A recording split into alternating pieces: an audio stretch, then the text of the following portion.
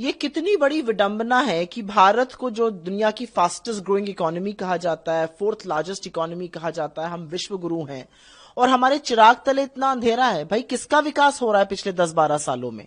नोएडा से जो वीडियो आ रहे हैं वो बेबसी और मजबूरी के वीडियो हैं। वहां पर लोग बता रहे हैं कि वो 10,000 की सैलरी पर काम कर रहे हैं, 12-12, 13-13 घंटे उनसे काम कराया जा रहा है। सरकार ने एक लेबर कोड लागू कर दिया और उसका नतीजा है कि आज इन लोगों का शोषण हो रहा है। ये तो बंधुआ मजदूरी से बदतर है भाई। और ये सिर्फ नोएडा की बात नहीं। अभी कुछ ही दिनों पहले आपको याद होगा, लखनऊ की जो सीएम हेल्पलाइन की महिलाएं हैं वो सड़कों पर उतरी थी, उनको 7,000 की सैलरी दी जा रही है घर चलाने के लिए। उसके पहले फरीदाबाद के जो कर्मचारी थे वो सड़कों पर आए थे, गुड़गांव में। तो ये एक जो पैटर्न है वो हर जगह दिख रहा है।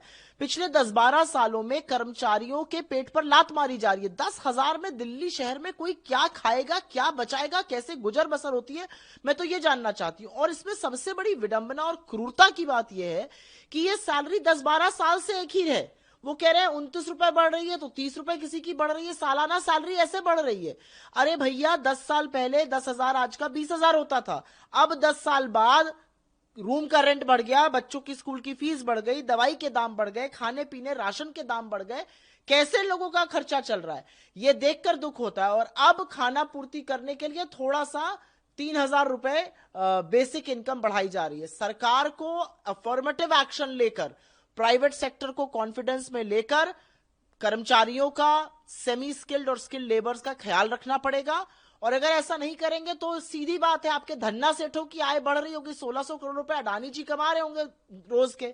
जो आम आदमी है वो 10,000 रुपए पे गुजर बसर करने को बेचैन है। और मुझे सबसे बड़ा दुख हुआ जब मैंने एक महिला को यह कहते हुए सुना कि बच्चे को दवाई रोज देनी है, लेकिन दे एक दिन छोड़कर रही हूं जिससे कि दवाई खत्म न हो जाए। इससे ज्यादा बेबसी और क्या होगी?